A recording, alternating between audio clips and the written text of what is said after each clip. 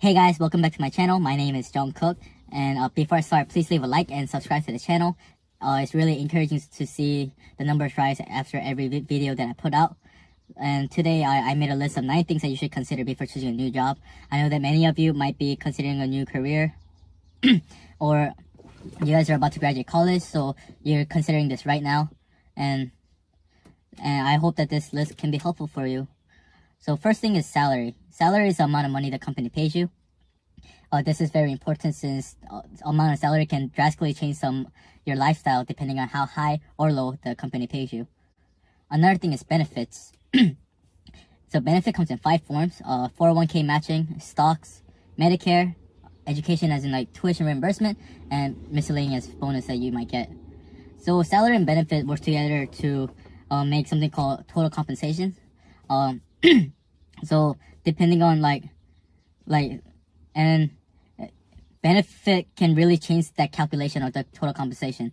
So for example, Amazon might have $70,000 salary, but their benefit is massive because they give company stocks to the employee, and Amazon stock have been growing rapidly, so their total compensation of their yearly total compensation might calculate to 120k, and that's a big jump from 70k, right? So so benefit is very important as well. So after that, you should start considering the work environment and the culture the work environment has. So first thing is age demographics. Is your coworkers very young, or are they older population? For me,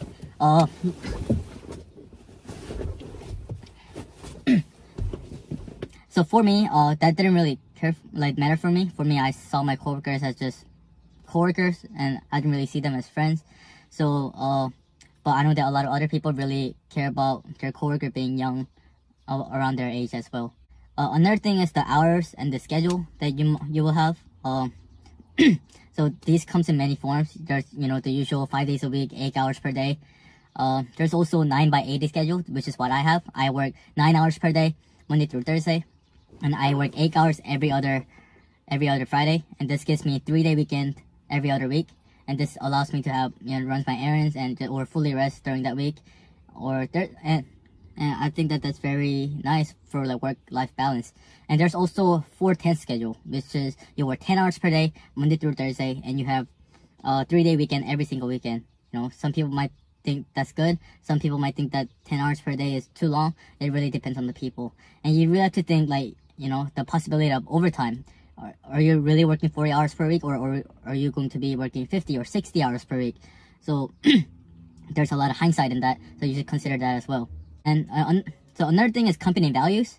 Company values are very important as well. I mean, I know that none of the company will go oh, I support communism or something like that, but do you agree with the company values, since you represent the company, and it would be ideal so that you agree with the company value that you're asked to be represented.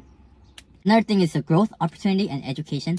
And as a new worker, some people might be considering eventually taking MBA or other master's courses.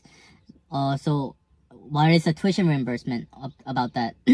What's the cap of that? And then when does that start? Some companies, you need to be an employee for 1 year, and then you can start using the benefit. For other companies, you can start using the benefit right away. As day 1, you can get in. So also the growth opportunities. So can I, end up being senior developer, or can I end up being a manager or vice president in this company? So what's the growth opportunities within the company? And that's something that you should consider thinking, what do I really want to do, 5 years from now, and things like that. Also, you should think about the turnover rate. Turnover rate is one of the first major signs to see if the company or if the employees are happy or not. The turnover rate is how fast the employees come in and out of the company. So if the turnover rate is very high, it's very alarming. It might mean that there's better opportunities in the other companies, or it might mean that they have rigorous hours, working 70, 80 hours per day, or per week, or if the work environment is very toxic, there's very different reasons for that. But if the turnover rate is very low, if the people are there for 5-10 years, it means that, you know, employees are very happy. And, you know, what if it benefits salary, you know, or work-life balance, you know, people are very happy. So turnover rate is something that you should like look into.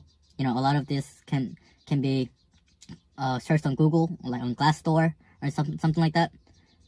So you should take time to look into those attributes. So another thing is commute. Commute is very important. I found to be very important.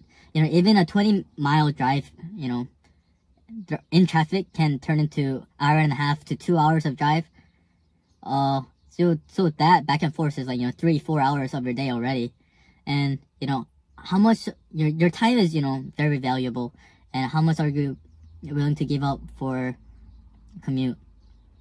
And for me, I go opposite direction of traffic, but it still takes me around 45 minutes since you know, my workplace is a little bit far.